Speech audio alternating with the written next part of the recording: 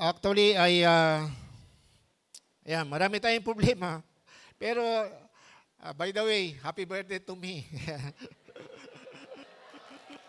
Birthday ko kahapon eh. Kaya lang po, kahapon dumating isang kapatid. Sabi ko, pagdating niya, nagsasangag ako, gusto mo ba?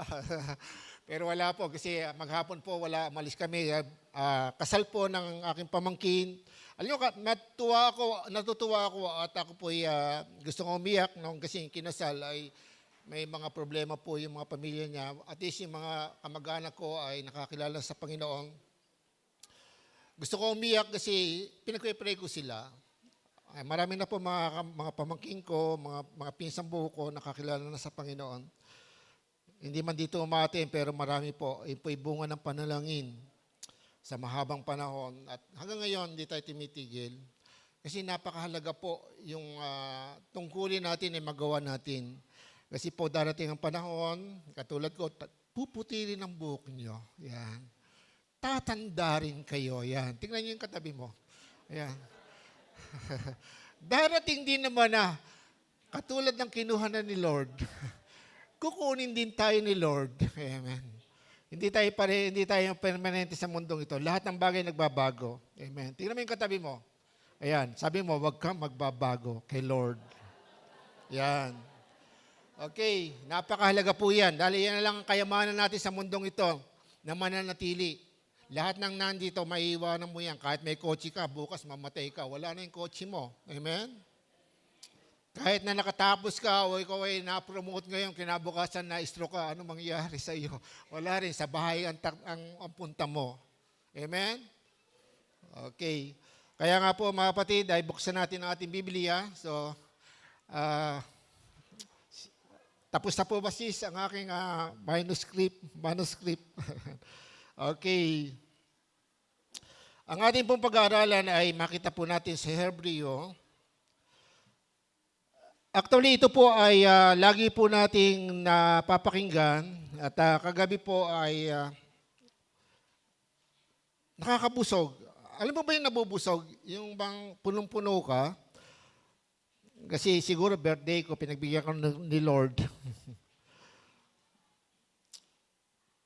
Kasi ako po 65 years old na ngayon.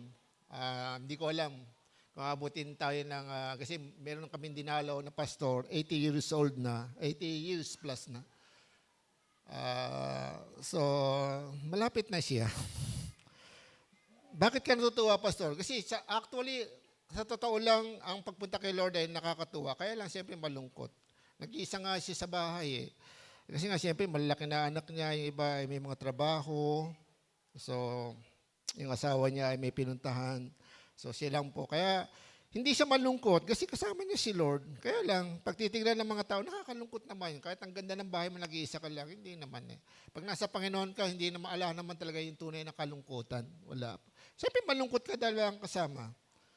Pero sa mga taong talagang hindi pa lumalago sa spiritual, talagang nandoon kahit Kristiyano na, dumarating talaga na naboboring, ano ba to, nakakalungkot naman. Diba? Pero mga kapatid, sana wala na yon.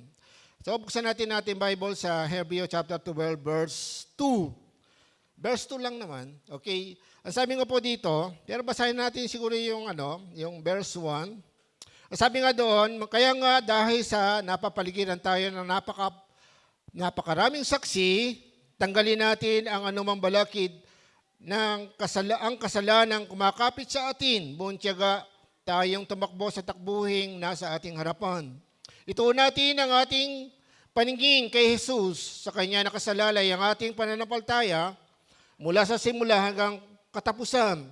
Dahil sa kagalakan naghihintay sa Kanya, hindi niya ikinilintana ang kahiyan sa pagkamatay sa krus. At siya ngayon nakaupo sa kanan ng trono ng Diyos. Amen. So, purihin po ang Panginoon sa Kanyang mga salita. So, ito po yung pinamagatan ko, looking unto Jesus. So, sa English po yung talaga yun po. So, maganda po ay bumalik po tayo sa katotohanan. Kaya sabi ko, napupuno ako dahil minsan, sa pagbubulay mo, ayon po sa katotohanan na sinabi ng salita ng Diyos, parang napakarami pa kasi nating tinitingnan eh. Maraming tao ngayon ay humihinto sa pananampalataya o yung paglago ng boy spiritual kasi maraming tinitingnan eh. Ayan. Tingnan mo yung katabi mo. Sino ba titignan mo dito? Yan. Minsan meron nga, ay, crush ko yun. Ay, gusto ko yun. So, minsan merong mga bagay po na maaari hindi pa tayo, sabi nga yung napaprocess. May tatawag na, naging ano po natin kasi nakaraan, process. So, kung alam mo po na kung saan ka naririto, sabi nga, manage yourself. Ayun po. Kung ikaw ay nasa Panginoon, dapat sigurado ka nasa Panginoon. Pag nasa trabaho ka, dapat ang isip mo nasa trabaho ka. Hindi yung nasa trabaho ko, hindi isip mo puro kalokohan o sa iba. Hindi maganda yon. Kaya nga, manage yourself. Napakahalaga po yung alam mo kung saan ka lalagay, kung saan ka naroon. Pag nasa kapilya ka, kailangan i-honor natin ang God. Makinig tayo. At minsan, igalang po natin, respect po natin kung sino po yung ginagamit at nakatayo sa atin at ano ang ginagawa sa loob ng kapilya sa pagtitipid para sa Diyos. Kaya lang po, nahirap kasi kung minsan, akala ng iba, tinataas namin ang aming sarili. So mga kapatid, matanda na ako para minsan sabihin ko, baka mamaya kuhanin kagad ako ni Lord, hindi ko na ituro ito sa inyo. Sayang lang. Okay? At looking unto Jesus. Ayan. Tumingin tayo, pagmasdan natin si Jesus. Looking at to Jesus. Kaya nga sa translation po ng TPT, ito po yung kinuha ko, The Passion Translation. Sana ilagay mo na yan. Okay. Sige po. Basahin po natin. Sabi nga dito, we look away from the natural realm and we focus our attention and expectation onto Jesus, who birthed faith within us and who lead us forward into faith's perfection. His example is this, because his heart was focused on the joy of knowing that you will be his. He ended the agony, He endured the agony of the cross and conquered the humiliation and now sit exalted at the right hand of the throne of God. Ayan. So dito po ay makita natin yung sinabi doon na yung agony, yung hirap, yung sakit, yung maraming sakit at hirap, yun po yung kanyang tiniis eh. At ang sabi nga po, yung humiliation, yung kahihiyan po ba, yung pagkaisa, sabi nga, despising the shame, sinabi nga po doon, ayan po.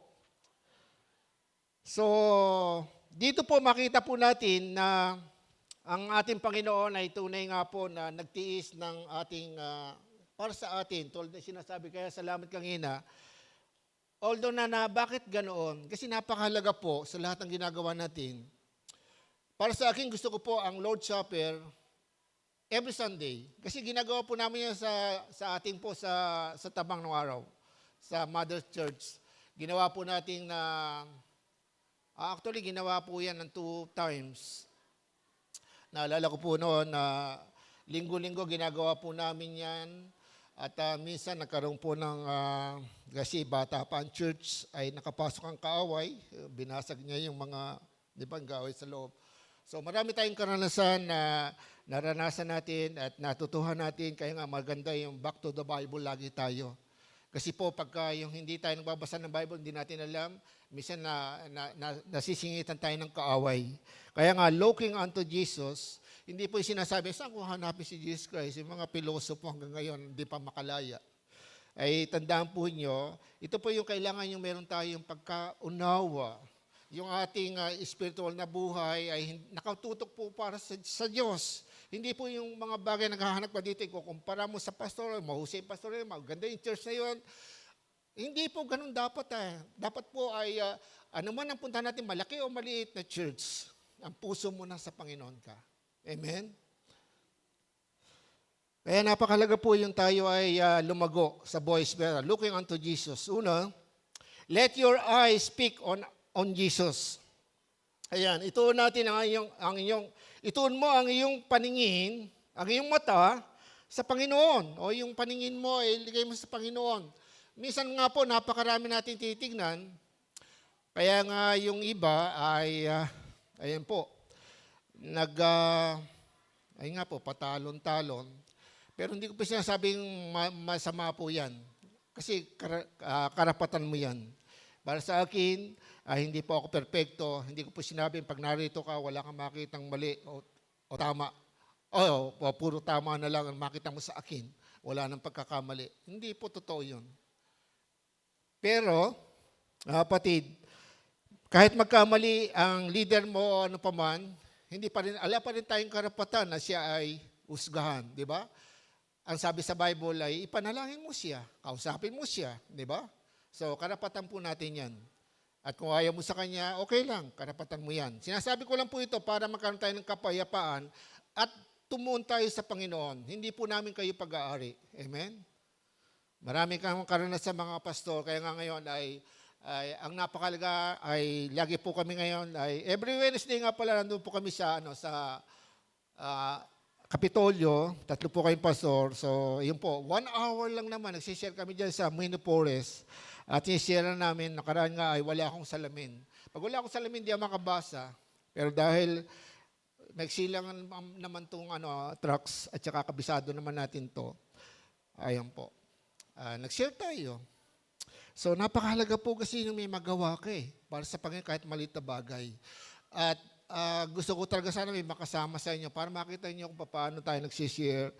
Nasa mikling panahon, napakahalaga po kasi yung panahon na minsan lalo sa campus, hindi po permanente yan at panagawain ka dyan, hindi naman lahat ng tao dyan madadala mo sa Galilean. Kaya sabi ko, sige anak, maghanap ka ng kung saan ka tiga roon, maghanap ka ng church doon ka matin. Kung andito lang kami tuwing Miyerkules, may tanong ka, okay lang. Kasi manggagawa talaga tayo ng Panginoon. Pero hindi po tayo doon lang nagsisinagano. Ginagawa po natin to, hindi po dahil sa ang Galilean ay gusto nating masikat, hindi po. Actually, ngayon po gusto natin at nakakatuwa at marami tayo nabubuksang gawain. At naniniwala po ako pagpapalain tayo ng Panginoon. Ayan po. Kasi po, pumupokus tayo kay Jesus. Pinupokusan natin kung anong sinasabi ng Bible. Kaya ang tema nga natin ngayon, makita natin sa Matthew 28, verse 19, di ba? Humayo kayo at ipahayag nyo ang inyong, humayo kayo at gawin nyong alagad ko. Yan. Make disciple. Ayan po. Gawin niyong alagad ko ang lahat ng tao sa lahat ng bansa. Amen. Kaya napakahalaga po yun na nakatutok po tayo. Hindi po yung nakapunta ka dito, narito ka para lang may gusto kong mangyari sa buhay ko, may hinahanap ako. Hindi po masama yan. So actually hindi masama yan. Pero tandaan po natin, lalo sa mga baguhan, sana wag tayong manatiling baby. Nakakita na ba kayo ng baby na 8 years old, nakatsupon pa? Nakakatuwa siguro, no? 20 years old, nagtsutsupon pa siya, di ba?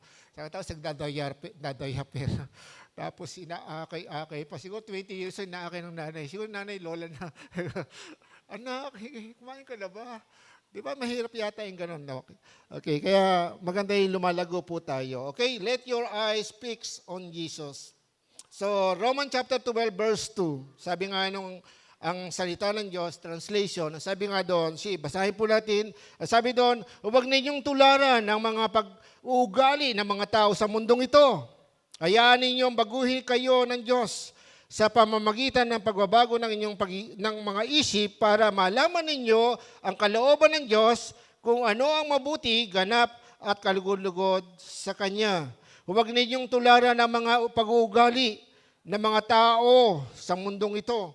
Yung po kasi ang tinitingnan natin. Kaya kung minsan sa loob ng iglesia, pag nakita ng medyo hindi maganda, ang pag-uugali, ganun ba yan? Yung born again, leader pa naman siya. Minsan nakakagaroon tayo ng ganun na espiritu.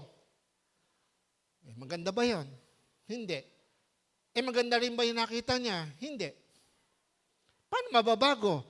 Parehas hindi mababago. Bakit? Yung isa namimintas, yung isa gumagawa ng ikapipintas. Hello! Paano matutuwid? Tama? Ano mangyayari sa atin? Hindi gawin mo, nakita mo, sister, gawin mong kaibigan siya.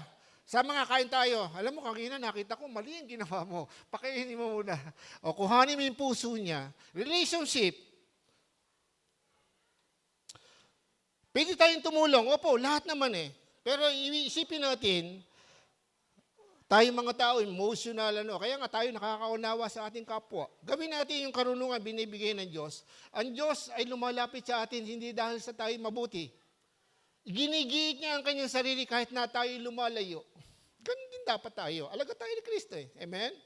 Hindi tayo mag-uusga kaagad. Kaya nga, wag natin tularan ng mga pag-ugali ng mga taong ito. At ang iniisip ng mga tao ngayon sa mundong ito, puro kasiyahan.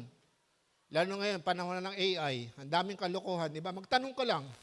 Lahat ng tanong mo pupunta dito. Ay, lalabas dito, di ba? Sa AI.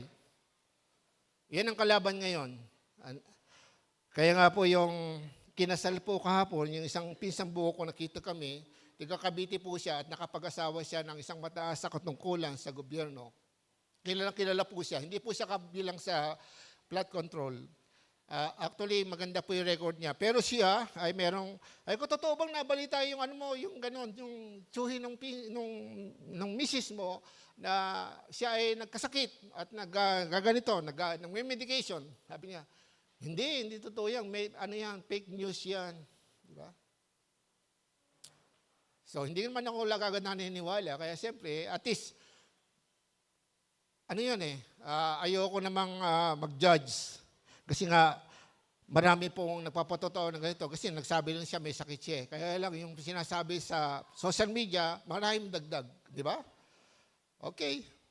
Kaya, mga kapatid, sa ngayon po, ay sabi nga, hayaan niyong baguhin ng Diyos ang pag-iisip niyo. Paano mababago ang pag-iisip niyo? Balik niyo sa salita ng Diyos. Paano babaguhin ng Diyos ang isip niyo kung hindi kayo nagbabasa ng Bible? Hindi kayo nag-devotion. Anong pagbabago nga dadating sa isip mo? O wala ka naman nababasa. Para masabi mong, ito pala gusto ng Diyos. Amen. Simple lang. Kaya nga ang paglago po, hindi kailangan na ikaw ay graduate ng college o degree holder ka. Di po. Kahit wala kang pinag-aralan. Alam niyo, ang Bible nakadesign yan sa 5 grade na student para maunawaan. Translation naman, hindi naman mahirap ang translation kasi hindi man tayo nakapik sa English o Spanish o ano pa man. Tagalog, kung gusto mo Bicolano, kung gusto mo Bisaya. Anong gusto mo para maintindihan mo ang Bible? Kailangan mo. Available ngayon yan. Kaya napahalaga po, mga kapatid, let your eyes speak on let your eyes speak on Jesus. So napakalaga po yun. Sa Philippians chapter 2, verse 4 and 5. Ayan, ang sabi dito. Ayan, ang salita ng Diyos translation. Huwag lang ang sarili mong kapakanan ang isipin nyo, kundi ang kapakanan din ng iba. Dapat maging, verse 5, dapat maging katulad ng kay Kristo Jesus ang pananaw ninyo. Sa ibang salin po yan, wag lang ang sarili nyong kapakanan ang isipin nyo, kundi ang kapakanan din ng iba. At ang sabi nga, ay tumulat kayo kay Kristo. Tularan natin ang pag-iisip ni Kristo. Ayan po.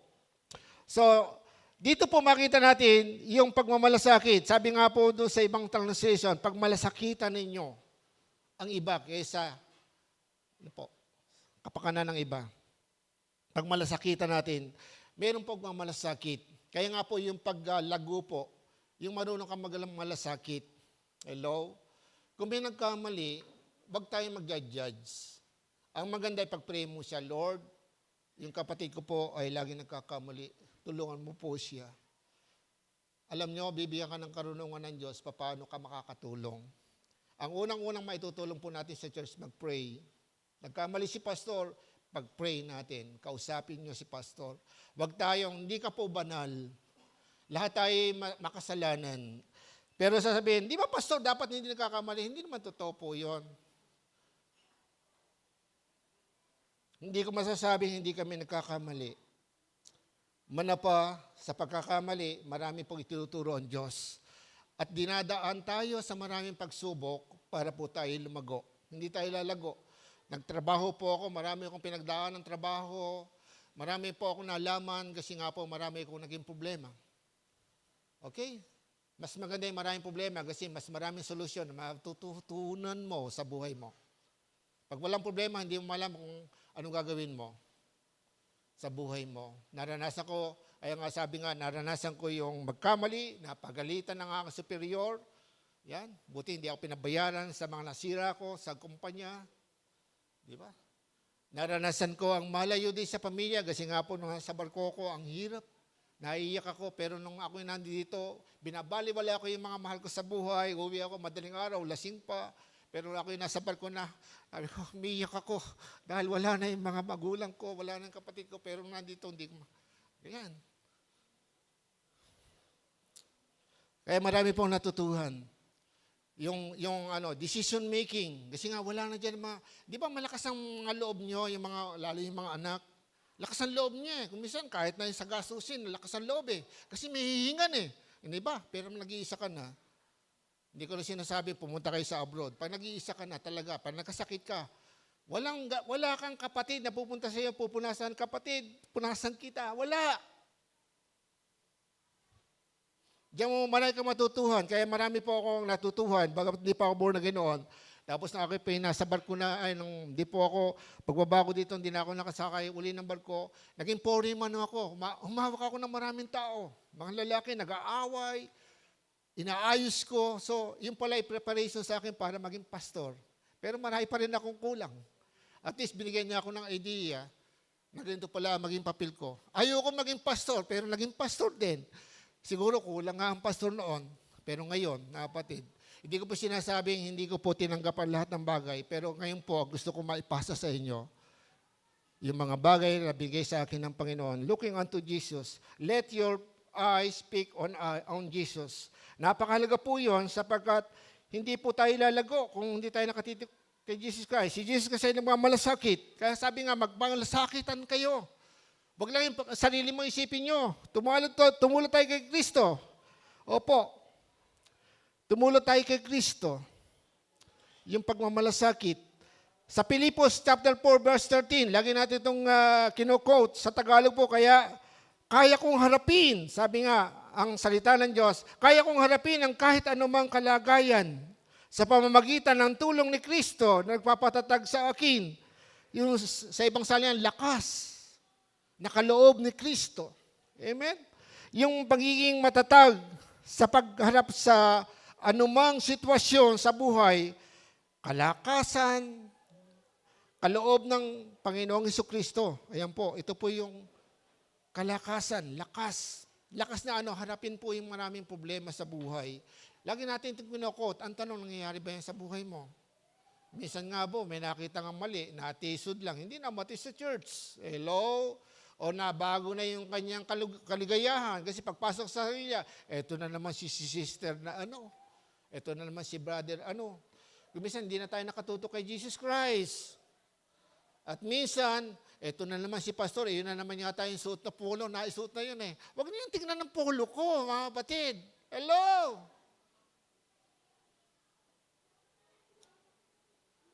Kasi nagsimula ako sa tabang, dalawa lang ang polo ko, pinagpapalit-palit na lang ko yun, pwede ako nahiya.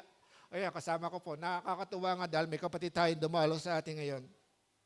Kasama-sama ko po gumagawa po dito yan. Hello? Kaya po napakaganda na makalaya po tayo, ma-process tayo doon. Hindi na tayo nasasaktan, hindi tayo natutisod. Sa mga baguhan, siyempre, mahirap po yan kagad eh. Sabihin ko, kaya na inyo. Pero pang matagal ka na, tapos ganyan ka pa rin. Ako po, Diyos ko. Hindi na kasalanan ng Diyos yun. Kasalanan na natin malaki yun. Kasi ayaw natin pakawalan ang ating sarili sa galit, sa tampo, sa hinakit, sa selos, sa panghihinayang, pagkukumpara. Di ba? Pero alam nyo, pag malaya ka, makakatulog ka ng maayos. Di ba? Mapayapa ka. Actually, yun po yung nagiging problema ng marami po. Hindi po tayo magnanakaw, hindi tayo pumapatay, pero marami po sa atin. Kaya nga sabi, huwag kayong maninirang puri. Nabasa ba niyo yun? Ano mo yung paninirang puri? Alam ko ba yun? Di ba? Pamimintas. Di ba? Simple lang. Kinukumpara niya. Ang husay magsalita ni pastor, pabulol-bulol. Okay lang. Walang problema. Sabihin niyo kung ganon. Wala akong problema doon. Pero mga kapatid, sabi ko nga po sa inyo, napakahalaga po, kahit sino ang tumayo dito, ano man ang kanyang fluent man siya sa kung anong po ang karunungan na sa kanya, pakinggan po natin siya. Huwag po natin tignan yung tao na yan. Kasi ginagamit lang po kami. At natutuwa po ako dahil gusto ko nga maraming tumayo dito na at least lahat ay magamit. Kaya lang hindi pwede sabay-sabay. May panapanahon lang po. Hallelujah. Matthew chapter 14 verse 28 to 29. Mabuting balita. Ito po yung si Pedro po. So nakaraan dito yung naging sermon dito, yung Matthew 14, nung lumakad si Jesus sa tubig, hindi po ba? At sinabi ng mga kapatid, multo siya. Sabi ni Jesus, hindi ako multo. Kasi po, yun ay gabi na po. At si Jesus Christ ay napaiwan at siya po ay, di ba? Sumunod at ang mga kanyang mga alagad ay hirap na hirap. Di ba? Pagsagwan at ang nangyari ay lumakad siya sa ibang tubig. At nang makita ni Pedro, sabi nga ni Pedro ni Jesus Christ, okay, matakot ako ito. Sumagot si Pedro, verse 28, sabi dito. Sinabi ni Pedro, Panginoon, kung talagang ikaw nga yan, papuntahin mo ako riyan sa kinaroroon mo sa ibabaw ng tubig. Amen. Hallelujah. Kaya ako minsan binabasa ko po ito, punong-puno ako. Alam niyo kung bakit? Dati ko nang binasa to, pero pag binabasa mo, grabe ang pananampalataya ni Pedro. Hello? Nangingisda siya. Alam niya kapag nagano yan ng lambat, kagat yung lambat, di ba? Dahil may pabigat na bato, antulin. Pag binaba niya yung paa niya, talagang lubog siya. Pero, sabi nga ni Pastor, hindi kaya nakadrug siya. Hindi naman. Hello? Kasi kilala niya si Jesus Christ. Kilala niya yung tinig Jesus Christ.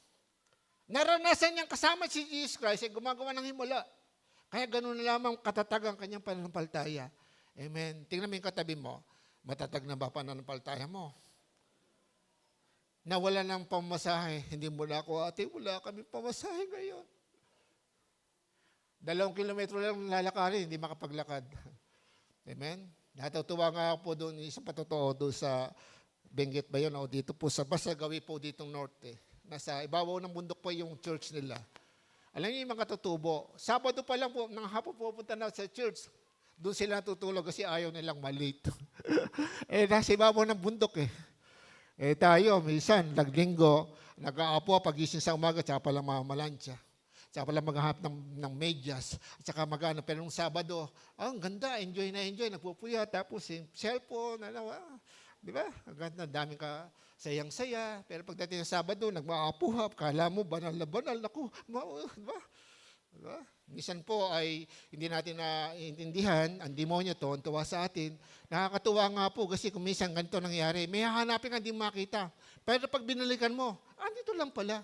Minsan ginagawa ng demonyo siguro kasi hindi niya alam, hindi mo alam kasi nakakagawa ang demonyo sa buhay mo kasi nga parang malahininga, hindi ka mainit. Yung nalalapitan ka ng demonyo. Kasi ang demonyo, totoo po yan. Pero hindi dapat tayo matakot kasi mas makapangyarihan tayo. Nadadaya lang tayo ng demonyo kasi nga hindi na tayo sumusunod sa kalooban ng Diyos at hindi tayo nakatutok kay Jesus Christ. Dahil nung si Pedro ay sinabi niya, matatag na pananampalataya nakita sa kanya. Di ba? Sabi niya, kung talagang ikaw yan, papuntahin mo ako dyan. Di ba? Biro mo, challenge niya yung Diyos. Hello, hirap noon Naggawa na po ba niyo yan? Ako nagawa ko yan kasi hindi ko po sinasabing lumakad ka si babaw ng tubig. Hindi po. Lumakad ngayon nakikita sa video, di ba, tumatakbo. Sabi din, lumakad Yung lumakad, mayroong kapayapaan lumalakad si Jesus Christ, di ba? Tsaka si Pedro lumalakad na ganyan, di ba? Na-enjoy niya. Wow, nakakalakad ako sa ibabaw ng tubig, di ba? Hello? Hindi tumatakbo. Pero po, ano nangyari? Lumubog po siya. Kaya yung patotoo po siya, totoo po yun. Noon ay hindi pa ako pastor, babayaran namin sa kuryente. Naku, pastor, nadinig ko na yan. Maganda nga mga dinig mo para maintindihan mo lagi. Ako natutuwa pag naikwento ko yun at naisip ko yun Kasi pag nag-pray ako, tumugon siya eh. Sabi ko, 300 ang pera ko, tapos ang babayaran ko 700 sa kuryente. Tapos dumating si Judith. Di ba? Alam mo si Judith? Yung puputulan ka na. Judith. Kaya si Judith, nung dumating sa amin, siyempre, tatatakot ka na. Andyan na. Tapos, 2 araw na lang o 3 araw na lang, puputulan ka na ng kuryente. Alam mo, panalangin ko, Lord, kapabayaan mo bang maputulan kami ng kuryente? Gusto mo po bang mapahiya ang iyong pangalan dahil po sa amin? Ganun po ako manalangin. Kasi kilala ko na ang Panginoon at tinanggap ko siya aking Panginoon sa aking puso at ako po ay ginagamit na ng Panginoon sa paghayo. Yan, mga grupo-grupo kami, sumasama na kami noon. Hindi pa ako leaders. Sabi niya, tumugon ng Panginoon, hindi pa marunong ka gumawa ng halaya? Opo, kasi nanay ko tinutulungan ko siya magluto ng puto, magluto ng ano. Opo, kaya marami ko natutuhan, katitingin, di ba? Marunong po. In 300, binili ko ng ube, niyog, gatas, mantikilya, di ba? Ginawa ko, binenta namin, nabayaran ng kuryente, may natira pa. Pinaikot ko uli. Pinagalitan ako ni Lord. Di ba, hiningi mo lang ay pambayad ng kuryente. Ba't ka nagbi-business ngayon? Hindi kita tinawag sa business. Amen? Hindi ko po sinasabing masama ang paghahanap buhay. Marami pong pastor ngayon na nagtatrabaho. Pastora natin sa Baliwag, Pulila, nagtatrabaho. Hindi po masama. Kung saan ka tinawag. Kaya, fix your eyes on Jesus. Yung mga pinagawa ng Panginoon sa iyo, o gusto mo lang. Kaya kung tinatawag ka ng Panginoon, makinig ka. Si Pedro, nadinig niya yung tingin ng Panginoon, kaya Panginoon, kung ikaw talaga yan. Meron na siyang konting doubt, pero sabi niya, kung talaga ikaw yan, challenge niya, papuntahin mo ako dyan. Ano ang problema mo ngayon? Hindi ko po sinasabing lalakad sa ibabaw ng tubig. Maraming mga imposible pwede mangyari sa iyo dahil sa iyong tunay na pananampalataya. I-fix mo lang ang paningin mo kay Jesus Christ. Dahil nung mawala na yung fix ni Jesus ng mata ni Pedro kay Jesus Christ, lumubog siya. 29, sinagot siya ni Jesus Christ, halika! Mula sa bangka ay lumakas si Pedro sa ibabaw ng tubig papunta kay Jesus. Ayan, kaya nga sabi, naranasan ni Pedro, maranasan natin ang himala at mga pagpapala ng Diyos kung tayo ay nakapix ang ating mata kay Jesus Christ. Palakpakan nga po natin ang Panginoon kung naniniwala po tayo. Amen! Kung naniniwala ka lang.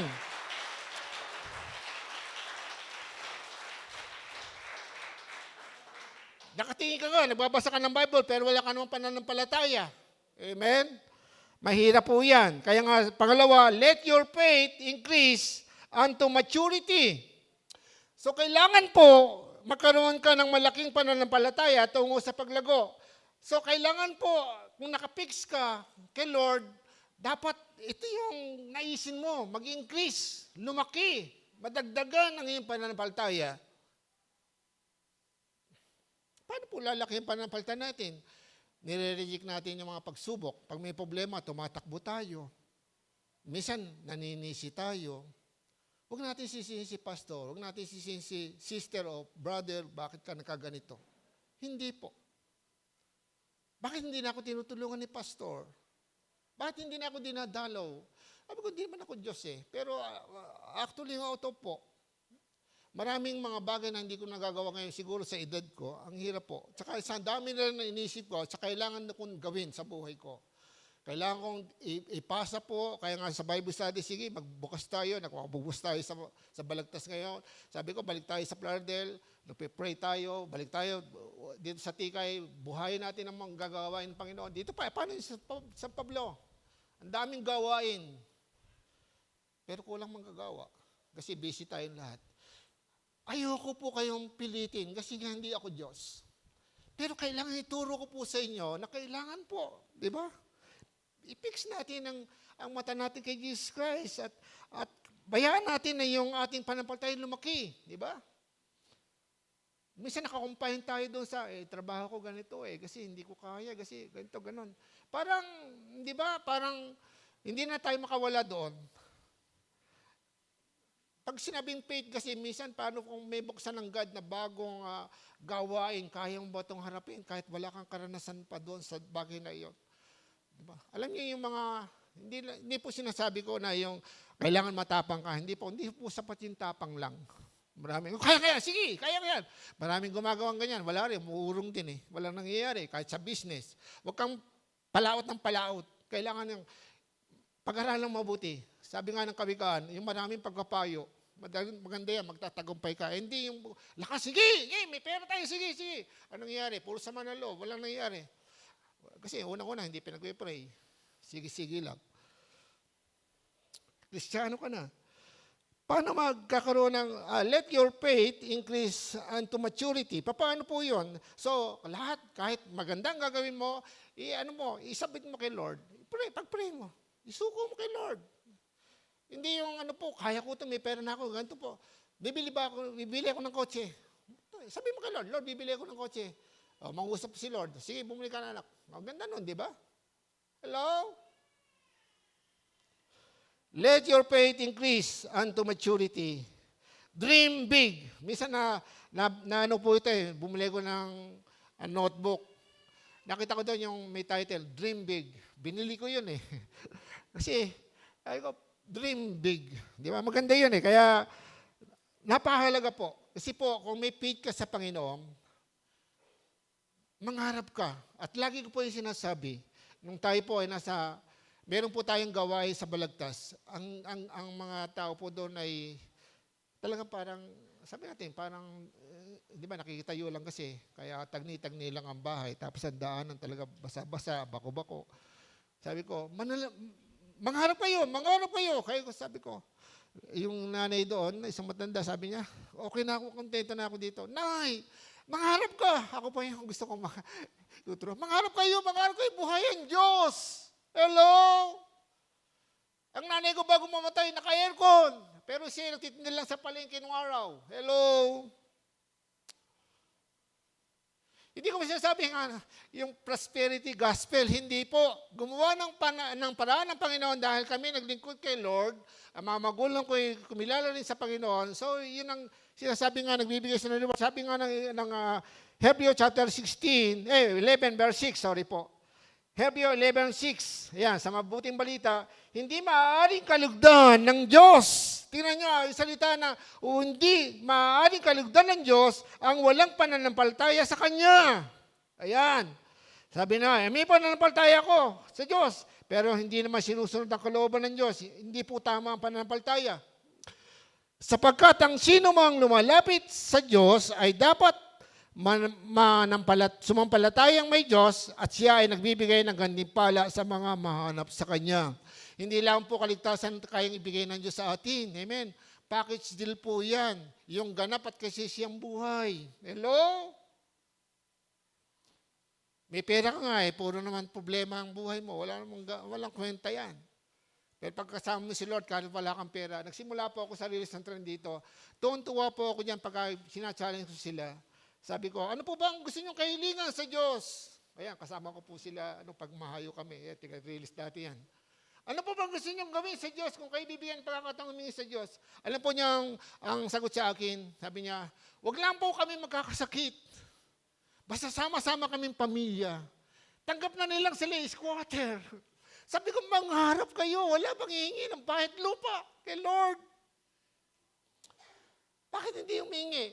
Kasi nga, nakapix yung kanilang isip at pananaw doon sa, wala man kami pinag-aralan. Nanay ko, labandera lang di ba? Hello? Nagpunta dito ang Panginoon para magbigay ng pag-asa. Tayo ba makakatulong para mabigyan ng pag-asa ang iba? Mangaral tayo. Sabihin natin buhay ang Diyos. Amen. Hallelujah. Kaya nga, Matthew chapter 8, verse 23 to 26. Ayan po. Nung si Jesus Christ, ito ba example po, nung si Jesus Christ ay nakasakay sa bangka, natutulog kasama yung mga alagad. At tapos po, nung sumasagon ngayon, nagkaroon ng bagyo at sabi nga ay napupuno ng tubig yung bangka. Ngayon, ginising nila si Jesus Christ, sabi sa 25. Kaya nilapitan ng mga alagad si Jesus at ginising. Panginoon, iligtas niyo kami. Mamatay kami, sabi nila. Kaya sabi ko, no, kasama nila si Jesus Christ. Pero mamamatay kami, hindi sinabi, mamamatay tayo. May pagkilala kay Jesus Christ. Pero sabi niya, mamamatay kami. Ikaw lang maliligtas si Jesus. Hello. Kaya minsan naisip ko kaya kagabi, napupuno ako, sabi ko, naiintindihan ba namin to? Pag may problema, puro tayo reklamo. Oh, ano ba to, boy ko? Na-hospital. Ano ba to? Born again na ako. Bakit? Anong mangyari? Ang gusto mong mangyari sa kapitbahay mo, mangyari yan. Eh, sa'yo binigay na pinahintulutan lang ng Diyos. Okay, by the way, may lumapit po sa atin nung anniversary ng Pulilan. Sabi nga, dati pong manampalataya, kilala mo ako, pastor. Tapos ang bandang huli, baka pwedeng payuhan mo ako, pag-pray mo ako, pastor. Pinag-pray ni Pastor Robel. Pinag-pray ko rin siya. Sabi niya, kasi binigyan ako ng sakit ni Lord. No! Hindi ka binigyan ng sakit ni Lord. Pinahintulutan lang yon sapagkat may purpose siya sa buhay mo. Hello! Yung iba, nagkakamali, kaya magbasa kayo ng Bible. Hindi ka binigyan ng sakit ni Lord. Siguro nakasakit ka dahil ikaw ay matigas ang ulo mo. Tingnan mo yung katabi mo. Ayan, bawal na ang baboy. Kain pa ng kain ng baboy. Kaya nag-high blood. Ayan. Ayan, may diabetes na. Kain ng leche plan. At saka paano magagawa mo niya? Kahit ang Diyos, magagawa niya, anak, kahit nag-pray ka na, in Jesus' name, mawala yung diabetes. Paano mawala yan? Ang lakas mong kumain ng kanin. Di ba? Tapos pray ka ng pray. Lakasan, meditate ako. Sabi nga, wag ako mag-alinlangan. Hindi ako nag-alinlangan. Pero yung faith mo mali. Hindi mo pinamumuhay. Amen? Tapos hingi ka ng hingi. Sinabi ng Isaiah 59 verse 2, kasalanan mo naging dahilan kaya hindi niya marinig ang panalangin mo. Kaya hindi masagot ang panalangin mo. Hingi ka ng hingi, umiiyak ka pa. Marami ka palang kasalanan. May sama ng loob, galit, may sinasabi sa kapwa. Alam nyo, napakahirap po. Na hindi po, sabihin ko, hindi nyo naintindihan to. Napakarami sinabi sa Bible, kung masama ang loob mo, lalo sa kapatid, pasensya mo na anak, Colossian, na magbasa kayo ng Bible. Pagka sumama ang loob mo, sabi, pasensya mo na lang siya. Kapatid mo siya, palipasin mo na lang siya. May sinabi pa nga doon sa Bible, passage na kaya, pabayaan mo na lang siya ang gawan ka ng masama. Kasi kapatid mo naman siya. Pasensyahan mo. Hello? Tayo hindi. Kristiyano pa naman eh. Leader pa naman siya eh. O sino ngayon may kasalanan? Parehas kayo. Hello? May natutuhan po ba? Mamaya pagbaba ko dito baka. Okay. Sige po. Kaya napakahalaga po yun. Sabi nga po, Hebreo chapter Hebreo chapter sa ating pong 12 po yun, verse 2. Doon po sa King James po yun. Looking unto Jesus, the author and the finisher of our faith, who for the joy that was set before him, endured the cross, despising the shame, and has sat down at the right hand of the throne of God.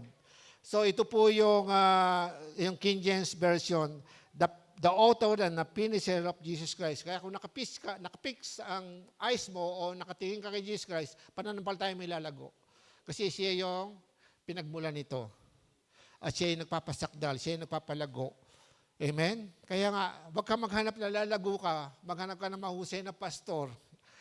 Hindi, maghanap ka ng maayos na tuturo na salita ng Diyos. Amen? Maraming mahusay. Hindi ko sinasabi nga ako yung mahusay. Amen? Kundi tingnan natin, kung kulang po yung panaliwanag ko dito, balikan nyo, kaya mag-notebook ka, balikan mo. Kaya marami ka pang sasabihin sila, dadagdagan pa yan ni Lord. Ganyan yung dapat nag-aaral, hindi po yung mali yata yung sinabi ni Pastor.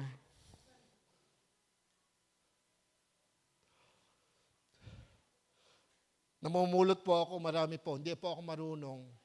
Nag-aaral po tayo ng Bible School, fast track, tapos nag-attend tayo noon, 3 months lang. Hindi nakakatapos, Pero Mga kapatid, ang dami ko yun natin ng seminar, iniipon ko yun sa puso ko. Hindi yung pagka nakaating ang seminar, dapat ganito eh. Nagmarunong pa sa pastor, di ba? Nakaating lang ng seminar. Hindi po ganon. Bawat iglesia, bawat lugar, kung saan ka nilagay ng Panginoon, may pinagagawa si Lord. Kaya hindi tayo pwede nangyari sa kabila, ay ganon din ang gagawin natin. Pwede nating ilagay sa puso natin nung natanggap mo doon at pagdating na makatulong dito, baka po pwede mangyari ito. I-suggest natin, tulungan natin ang church. Dahil ang church ay isa para sa Panginoon. Tulungan natin lumago ang church. Tulungan natin si pastor, si leaders, kung sino pa man.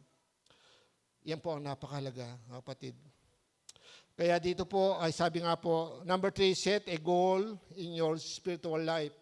Set a goal in your spiritual life. Napakaganda po yung may goal tayo. Kaya nga po sabi ko doon sa Balagtas, yung pag-open doon, sabi ko, Lord, pag-pray natin, kasi ang goal natin makapagtayo ng church, kung luluobin ng Panginoon makapagtayo tayo ng church doon, hindi ko lang kung kailan, kasi kulang tayo ng manggagawa. Sinong pastor lalagay doon? Pero nangangarap tayo. Agad hindi mangyari yon, mayroon tayong plano. Kailangan markila tayo ng sasakyan para sunduin sila pumunta dito. At least makalago sila sa panampalataya. Dumating ang panahon na maranasan nila yung masaganang biyaya ng Diyos dahil sa pananampalataya. Set a goal in your spiritual life. Magkaroon ka ng layunin o yung goal sa iyong spiritual na buhay. Hebrew chapter 12 verse 1. Verse 1, Hebrew 12 verse 1 po yun.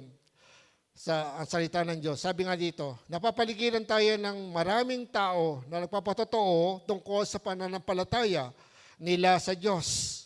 Kaya talikuran natin ang kasalanang pumipigil sa atin at alisin ang anumang hadlang sa pagtakbo natin. Buong tiyaga tayong magpatuloy sa takbuhing itinakda ng Diyos para sa atin. Buong tiyaga. Ito po yung problema natin. Marami sa atin walang tiyaga. Ay nung humaya inaulan, napunta medyo may amoy pa yung lugar. Di ba?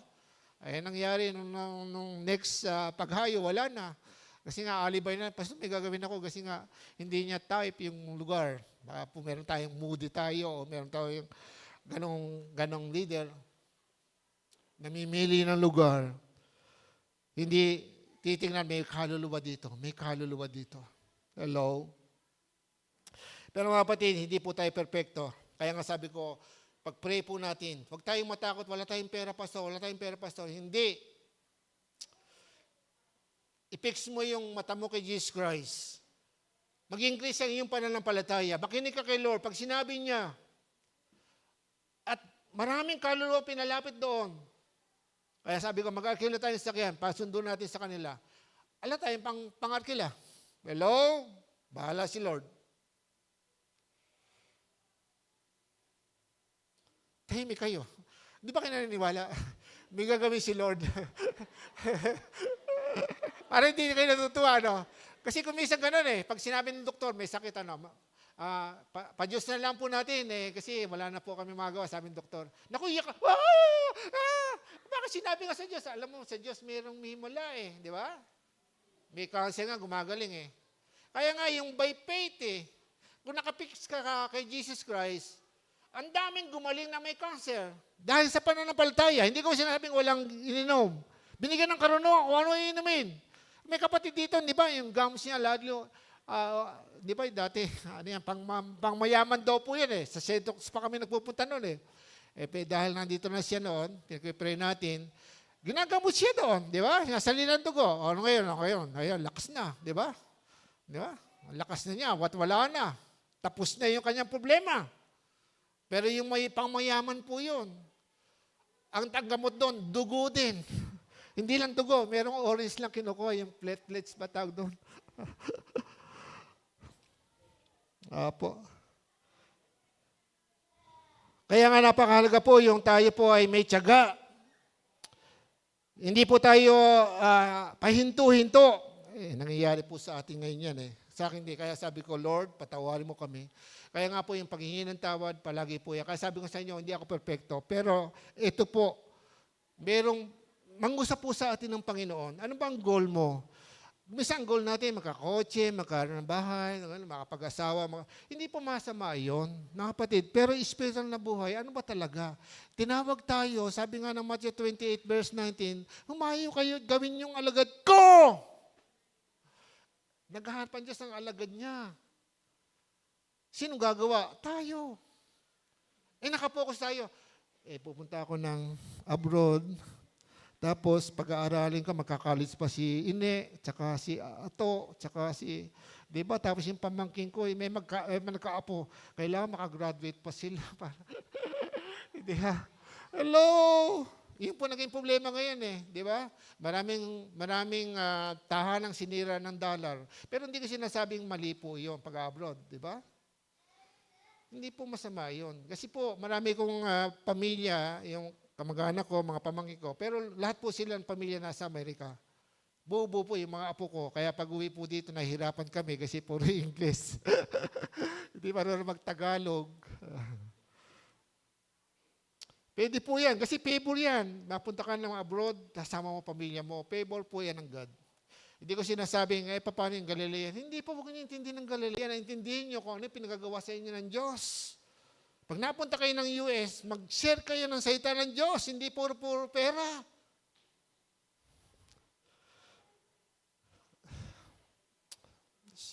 Set a goal in your spiritual life.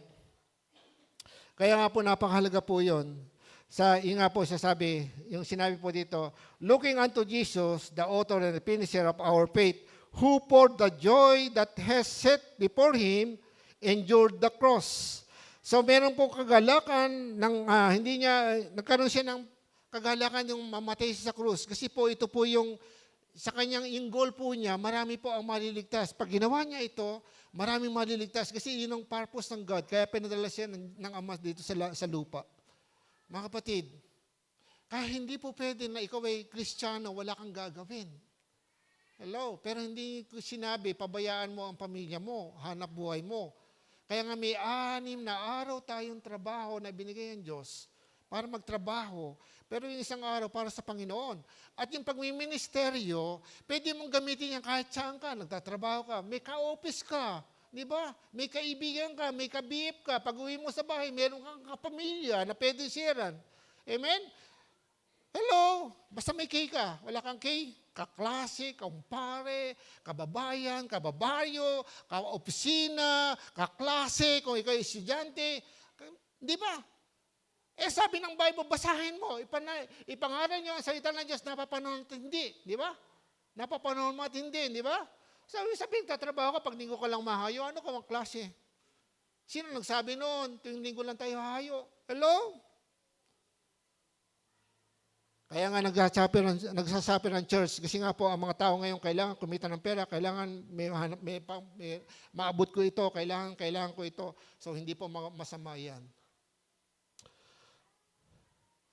Nag-aalis po ako ng papeles ko, yung passport ko, kasi meron pong invitation tayo, yung kapatid ko. Magbabakasyon daw kami doon po sa Europe. Siyempre, sasama ko si Sister Elme. Kaya lang, totoo ba yung pastor? Kung lolobin ni Lord. Kasi marami yung kailangan. Di ba? Pero bahala si Lord kung yun nabibigay niya sa akin Pero matuloy hindi. Hindi ako masama loob kay Lord. Hello? Hindi dyan nakapokus ang aking paningin. Kay Jesus Christ, alam ko, matuloy ako hindi, kasama ko si Lord. Amen? Hello? Sister Elmi, napunta na nga Iniwanan niya ako Punta ng Singapore Nakakalimutan ako. Yeah. Hindi, na-enjoy. Nasisiya naman ako. Na-enjoy niya yan. Kasama, mga kapatid ko naman kasama niya. Mga babae sila. Okay, kaya napakalaga po yun. Yung pong, yung joy na yon, kaya hindi niya kinahiyang mamatay sa krus at merong kagalakan na gawa niya, ialay niya ang kanyang sarili sa krus nung siya mamatay. Dahil ang titingnan ni Jesus Christ, tayong mga tao. Makakapiling niya tayo doon sa kalangitan. Amen? Kasi kung hindi niya inalay sa kanyang sarili, wala tayong puwang sa langit. Kaya matuwa po tayo dahil kay Jesus Christ. Hindi po dahil sa may kotse ka na, hindi po, mahiwanan mo rin yan Pero hindi ko sinasabing masama magkaroon. Kaya lang yung puso natin minsan nauuna doon. Bago yung ministry, pangalawa lang. Ang sabi nga po, madalas sinasabi na sa amin ng mga manggagawa, umauna pamilya, pangalawa ang ministry, o mauna ang Diyos, pangalawa ang pamilya, pangatlo ang ministry. O pang-apat lang yung mga bagay na ginagawa natin sa Diyos, yung trabaho.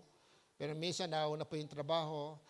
Bagamat mga kapatid, kung ito po yung nadiling natin, kasi may pinagagawa sa atin. Meron po kasi sa Bible na ang gawain niya ay nagbibigay po ng ayuda, ng provision. Yung gawain po nila Jesus Christ nung may 12 alagad siya, ang nagbibigay po ng provision sa kanila yung mga negosyanteng babae. O mga pera, nagbibigay pangangailangan ng mga apostol noong una, yung mga alagad niya. Mayroon pong mga negosyante. Kaya nga hindi po siya sabi kong masama po yung may negosyo, masama po yung naghahanap buhay. Opo. Kasi po, sa totoo lang paraan po yan ng Diyos para tumakbo po tayo. Actually, kung titingnan po natin dito, yung mga record po natin, kaya nga sabi ko, natutuwa ako, Sister, magkano tira sa ating pondo? Sabi niya, 700 plus. Yay! Salamat sa Lord. Praise the Lord na lang ako. Diba? Pero marami tayo yung project. Sabi ko, ayun, gumagawa nga kami. Minsan, kasi nakatuto ako doon sa, gusto ko matapos to eh. Ay, hirap pala, no? Pag yung sarili mo lang, yung nanginginig na ako, maliit na lang eh, matatapos na lang yung kisa mo dyan sa likod na yan, kami gumagawa eh. Pinipilit ko, nanginginig na yung laman ko eh. Kasi nga parang, kapraso na lang, hindi pa matapos. Parang nai-stress ka, di ba? Pero hindi, sabi ko, hindi, hinto na tayo. Alas 7 na yata, dito kami nagabi. Sabi ko, hindi, hinto na tayo. Sabi ko, bahala si Lord dyan. Basta matutuloy yan. Okay. Inuunti-unti lang po natin. Bakit di ba tayo tumawag ng manggagawa? Kasi unti-unti lang po yan, medyo nire-refer lang po natin. Actually, ay mahirap tumawag ng manggagawa ngayon. Kasi maraming nagpapagawa ng bahay. At ang paggawain dito, minsan 3 araw lang, 2 araw lang. Kaya nahihirapan tayo. Kumuha. Nakakuha nga tayo at tutulungan naman natin. Nga po, kaya kung minsan kaya sabi ko, kaya mag-set tayo ng goal. Hindi na ito yung apurahin natin. Pag nandiyan yan, sige, natin, dadad. Okay, meron tayong, ganun po, unti-unti lang, bili tayong materials, tawag na. Ganyan po ginagawa natin dito. Kasi kung dito po tayo kukuha ng pondo sa loob, hindi natin kaya. Kaya nga sa biyaya na pa yun, tumatakbo po tayo. Amen? Sabi nga nung iba, makakabayad ba kayo sa kuryente? Nagpa-aircon pa kayo. Sabi ko, bakit? Buhay naman si Lord eh, di ba? Siya magbabayad ng kuryente natin. Amen? Baka nabayad na tayo. Okay, kaya nga, kung may kagalakan sa Panginoon, opo, yan. Kagalakan, matupad ang layunin ng Diyos sa pamamagitan niya. Yan po. Sana may kagalakan tayong maatin ng prayer meeting. Pray for salvation. 1 Timoteo chapter 2, verse 1 and 4. Nakasulat po doon, di ba? Pinapamanhin ko sa inyo mga kapatid. Kinakausap din mga manapaltaya. Paabutin niyo sa Diyos ang inyong mga panalangin. Di ba? Paghingi. Ano po? At ang sabi nga po doon ay tayo po ay panalangin natin na nanungkulan sa atin, mga gobyerno, mga namumuno sa atin. At po ang sabi ay, tayo idalangin ninyo ang mga hari, may kapangyarihan upang tayo makapamuhay ng tahimik, mapayapa, makadiyos at marangal. Ito ang mabuti at nakakalugod sa Diyos na ating tagapagligtas. Verse 4, ibig niya ang lahat ng tao ay maligtas at makaalam ng katotohanan. Amen? Prayer lang. Pero kung minsan, kung yung prayer, hindi pa natin magawa, paano pa tayo hahayo? So, kaya nga sinasabi ko, challenge po ito para sa atin. Hindi ko na sinasabing every prayer meeting nandito ka, pero kung sa whole life sa buong buhay ng buhay spiritual mo, wala kang goal. Okay lang yon siguro, walang goal. Pero hindi dapat kasi sino ba gagayahin natin? Opo, kaya hindi tayo lalago pag walang goal. Ano ba ang gusto natin? Makaakay ng kaluluwa. Yung prayer nga, nakakapagligtas yan eh. Diba? Tapos, preach the gospel, Matthew 28, verse 19. Diba? Humayo kayo, gawin nyo, alagad ko ang lahat ng bansa, bautismo nyo sila sa ngalan ng Ama at ang Anak ng Espiritu Santo. Verse 20, at turuan nyo silang sumunod sa mga pinag-uutos ko sa inyo. So, cycle lang yan. Yung mga alagad magtuturo, yung mga alagad magtuturo, cycle po yan. Kung ano inuutos ng Diyos, ano ba inuutos ng Diyos? Yung great commandment na binigay ng Diyos ay yung preach the gospel. Hindi tayo makapulis ng gospel kung hindi tayo hahayo. Kaya kung hindi ka makahayo, nasa office ka. May kaluluwa siguro doon. Tama. O maaaring nag-iisa ka lang sa office, okay lang. Meron bang ganon? Sa office nag-iisa lang, walang manager. Pati manager mo. Sabi ko sa inyo, isa pong labandera ng isang mayaman ang nag-share sa amo niya. Opo, nahihipo po yung amo. Yung amo po, di ba? Nakapagtayo ng malaking church sa Manila. Dahil lang sa labandera. Hello? Kaya wag niyong malitin ang magagawa mo sa Panginoon. Set a goal in your spiritual life. Preach the gospel. At bandang huli, Jesus Christ is waiting for you in heaven. Pastor, naghihintay na pa si Lord sa langit. Ang ibig mo sabihin, mamamatay na ako. Wag mo naman. Pero mga kapatid, lahat po ng mga nananampalataya, open ang heaven para sa atin, ang karya ng Diyos. Kaya lang may panapanahon. Gusto na po ba nyo? Okay.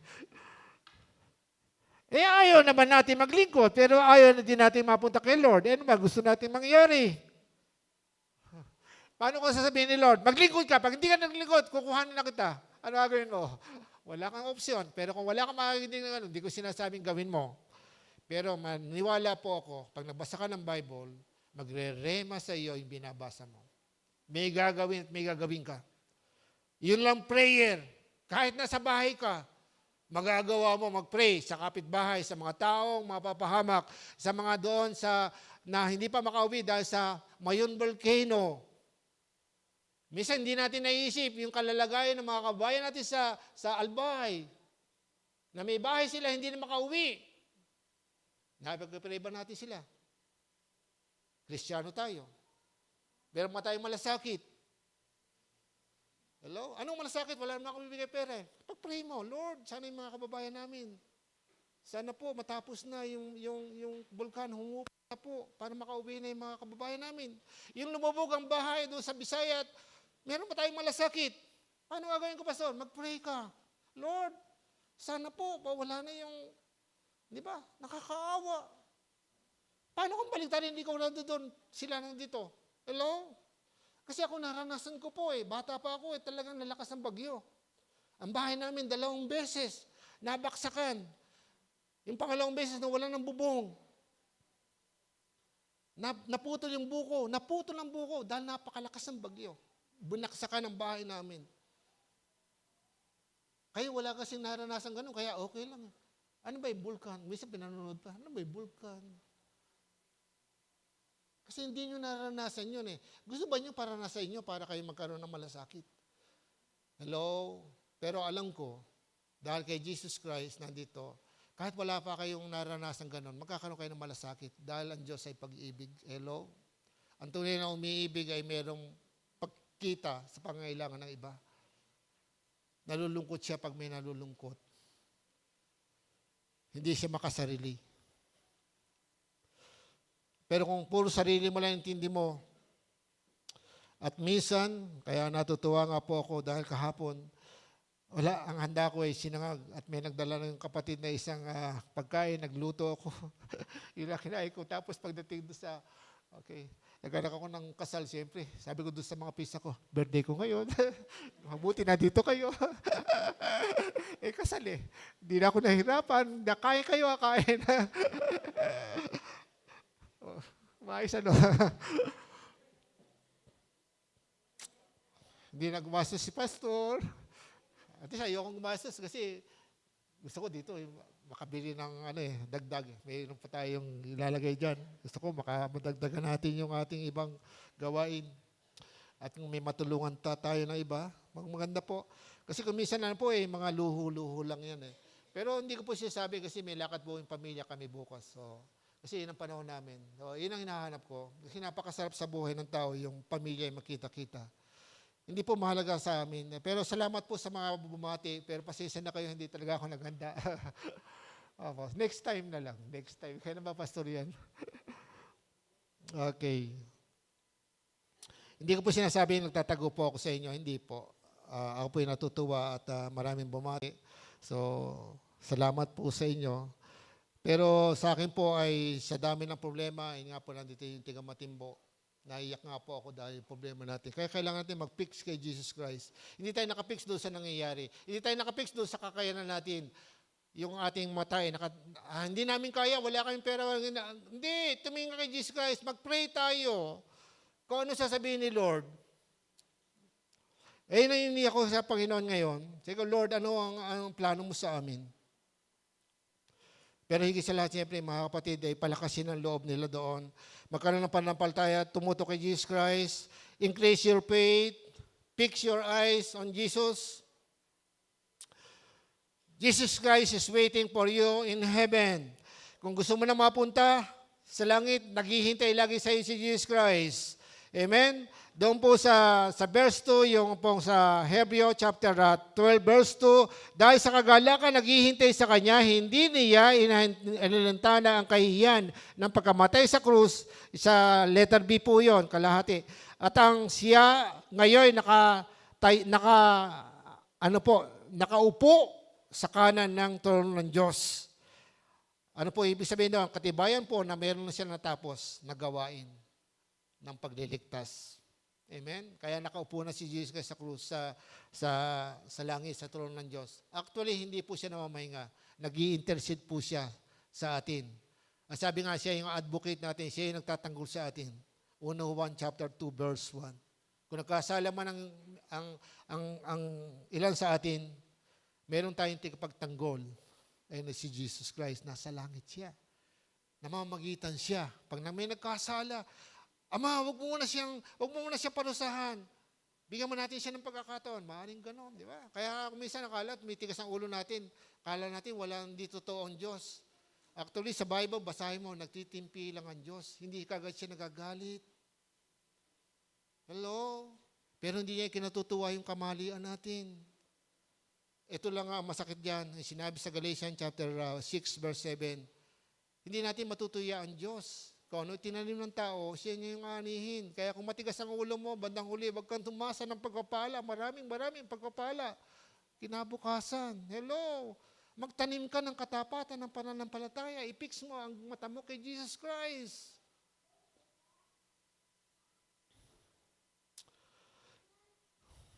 Nasa trono siya ng Diyos ngayon at inaantay ka na lang. Pag dumating na ang oras mo, doon ka pupunta, tuwan-tuwa siya.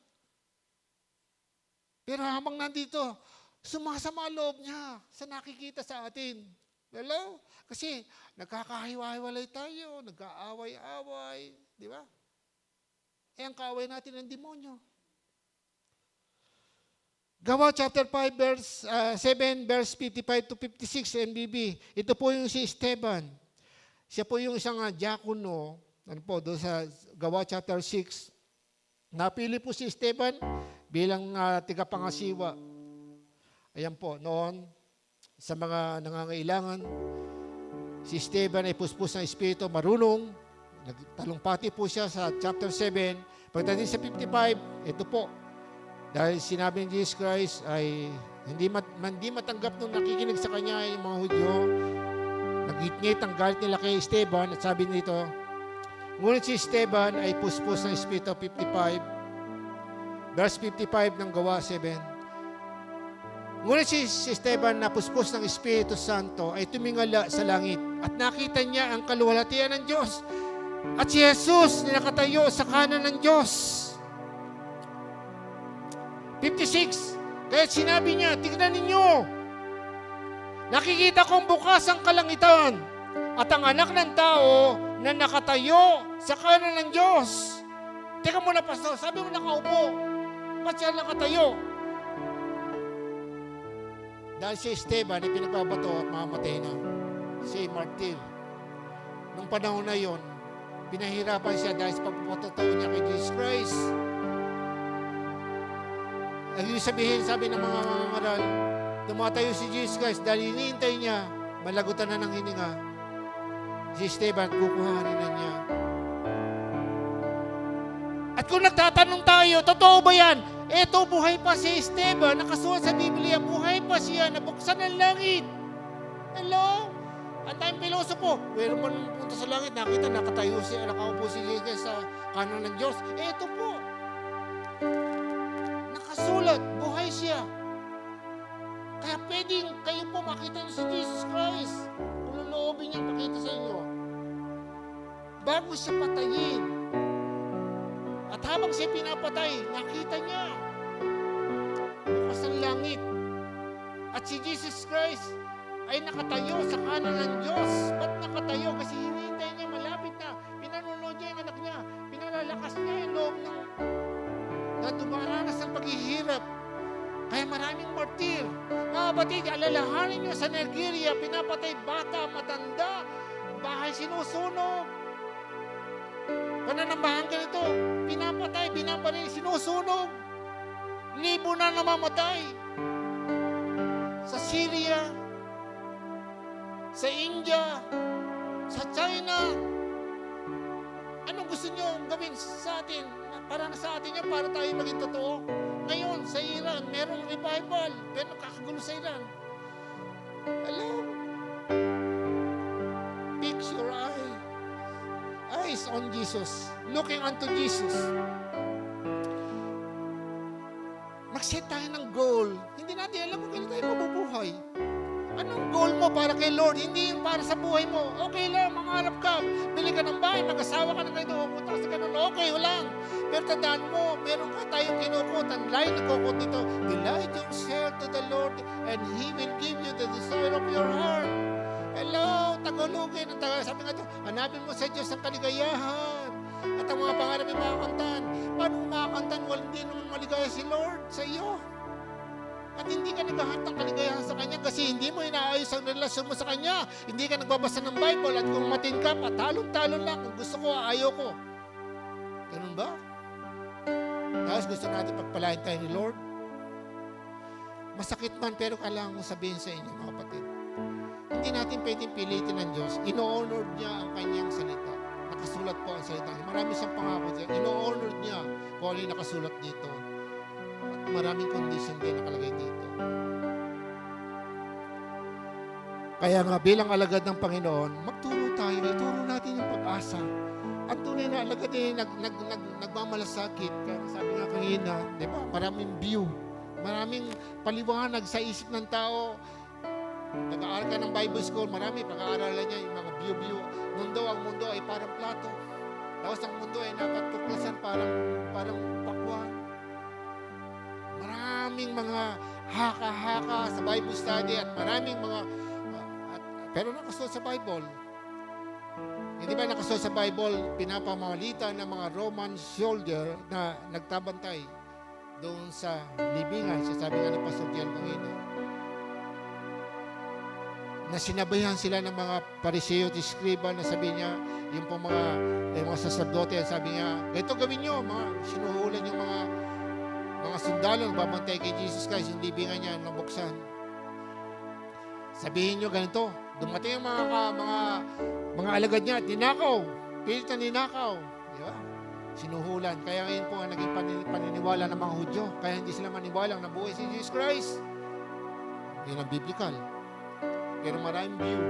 Ngayon, marami kayong pwedeng isipin. Siguro, Pastor, sa akin, ito pa. Hindi ganun eh. Kanya-kanya. Hindi ganun ang Bible. May logos. May sariling kapahulugan ng Bible at hindi natin pwedeng yung sarili natin pananaw. Siguro, maaaring rema. Pwede. Iba-iba tayo. Nangungusap sa iyo ang Diyos nang basahin mo ito. Kaya mga kapatid, ito po ang pagkakataon. 2026, hindi po tayo nag-New Year's resolution. Pero, bigyan natin ng solusyon yung mga problema ang kinakaharap natin. Paano tayo lalago? Spiritual. Tumayo po tayo lahat, mga kapatid. Paano tayo lalago kung wala tayong gagawin? Ang Bible nga nagsabi, ang pananampalatayang walang gawa ay patay na pananampalataya. Ano pananampalataya na sa iyo? Ikaw naman sumagot. Hello?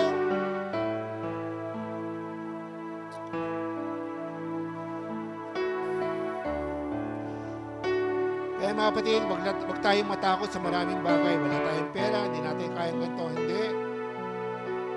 Natutuhan ko na sa ngayon ang tiwala kay Lord. Hindi ko lang alam kung kailan. At kung minsan naman lalagay tayo sa parang kahihiyan. Pero isa lang nasasabi ko, Hindi ako nagbabago. Ini-encourage ko marami kahit wala tayong kaya. At marami tayong problema dito. Buhay ang Diyos. Totoo naman. Buhay ang Diyos. Marami na nasisiraan ng loob. Maraming panampalataya na sira na dahil sa pakikinig. Maraming pinakinggan. Marami ang tinitignan. Sa iba nakatingin. Nakatingin sa ganda ng chapel. Nakatingin sa pastor. Nakatingin sa sistema. Hindi doon kay Jesus Christ. Mahalaga yun. Nakakatulong yun. Yung mga sistema, okay lang. Pero napansin ko, sa maraming lumalaki ang church, may pinanghawakan silang seal sa pleso. Hindi pa bago, anong maganda ituturo? Hindi tayo nagbabago ng lesson. At mga kasama ko nagsishare, yun lang. Kung paano ko nagsimula, ganun din. Nagsishare ko sa kanila. Kaya yun ang mahalaga. At hindi ako nahihiya kahit may pinag-aralan na nagsisharean ko. Kasi marami kong karanasan. Pagtatanungin ko, ligtas ka na ba? Hindi ko sigurado. Pero siya ay retired na, may pinag-aralan, marami. Hindi ko sasabihin, hindi niya maintindihan yung nasabi sa Bible. Pero hindi sapat yun. Ang sapat yan ay bukas sa puso. Kaya din, sa paglago. Dapat nasa puso natin yan. Ang tuloy na pananampalataya. At tandaan mo, si Jesus Christ ay nasa langit na. Maraming nagpatotoo. At maniwala kasi sinasabi ni Esteban, buhay pa siya bago siya mamatay. Nakita niya, ang Panginoon talaga nandoon na. Buhay siya. Hindi yan haka-haka. Ang nakasulat sa Bible, may nagpatotoo na. Bukas ang langit. Balikan niyo yan. Huwag niyong takpan ang ating mata. Yung ating tenga. Buksan natin ang ating Bible. Si Juan nga sa aklat ng Revelation, di ba? Ang daming pinakita sa kanya na mangyayari sa hinaharap. Hello? Kaya nakakatakot. May impyerno at lahat ng magre-reject kay Jesus Christ pupunta sa impyerno. At ang lahat ng hindi nakasulat sa aklat ng buhay, itatapon sa lawang apoy. Hindi ba natin nababasa yun? Kaya inisip ko po, mga kapatid, hindi po ako yung hero, hindi ako hero. Kaya sabi ko, Lord, lagi ako humingi ng tawad, Lord, balik mo ako sa dati. Dati naglalakad lang taga ako Lakad ko lang yung Dikay, ito, San Pablo. Opo, naglalakad lang ako. Kasi pag naglalakad ako, marami akong makakasamang makakitang tao. Makakausap na tao. Kasi kung may sasakyan ako, bihira lang yung mapupuntahan ko, di ba? Noon. Hindi ko kayo sasabing gawin nyo ngayon. Ano yung panahon nyo? Paano kayo makakagawa? Kayo nakakaalam. May social media kayo, bakit hindi nyo gamitin to? Para makontak mo yung mga tao. Dahan-dahan. Papuntahan mo siya. Habang may panahon. Alam mo ba nyo, maraming prophecy po ngayon sa mundo na nangyayari, kakaiba na. Pag-pray po natin, di ba, nandiyan na yung Nipah virus. Paano kung palakasin ng Diyos yung mga virus na sakit na ito, magkaroon ng lockdown, mayroong prophecy na magkakaroon ng lockdown. Mababago lang yan kung mag-pray tayo. Kasi ang hinahanap niya, ang body of Christ, mag-pray, ang mga tao ay magsisi ng kasalanan, manumbalik sa Diyos. Pero kung tayo, binabaliwala po natin ang pangyayari ngayon, matagal pa naman, mabuti ang Diyos. Ganyan ang sinasabi ng hindi mananampalataya. Mananampalataya ka na Dapat kung malasakit ka, kahit yan ay sinabi ng demonyo, may purpose. Ang God, kaya mo narinig yan. Wasakin mo ang gawa ng diablo. In Jesus' name. Di ba sinabi ng Bible, wasakin natin ang plano, ang gawa ng diablo. Ano ginagawa natin? Prayer lang. May mga kapatid tayo, may sakit ngayon. Hello? Hindi magkasakit. Basta naiiyak ako, Lord, paranas mo sa amin. Nanguhaw po ako doon sa miracle.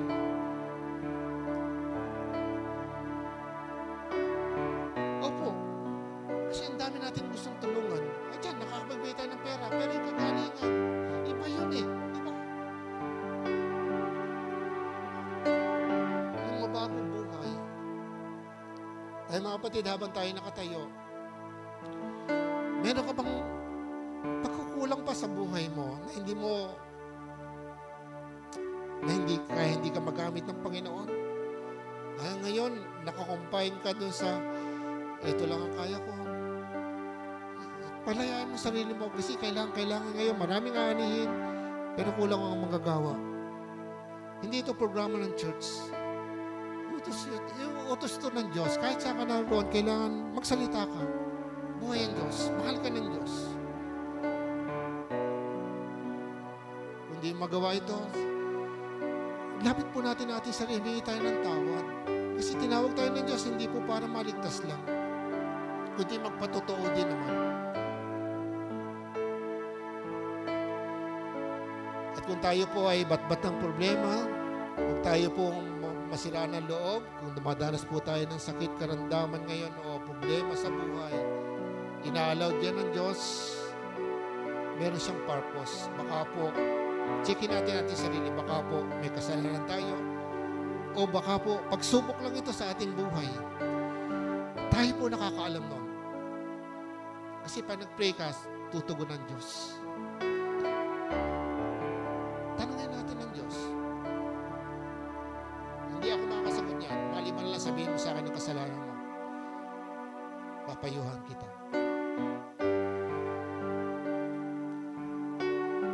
Sige po, tayo po kung ikaw ay nakatayo, tayo po ay manalangin. Ilapit po natin sarili. Sige po, Panginoon, o Diyos Ama, lalapit ko sa iyo ang aking sarili.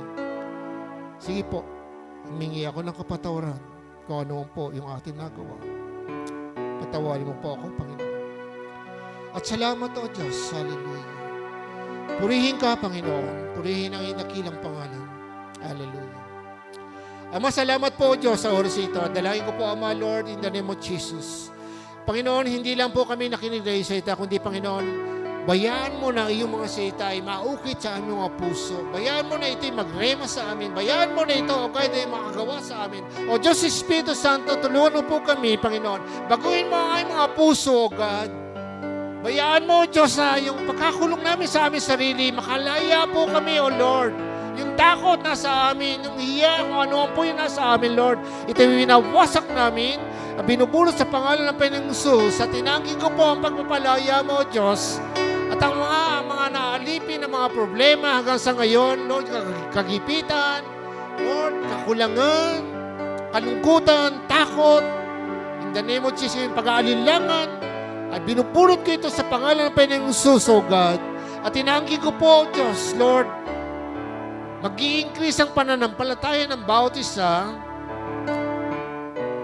At ang bawat isa yung magpapagamit sa iyo sa lahat ng panahon, O Diyos, na kailangan mo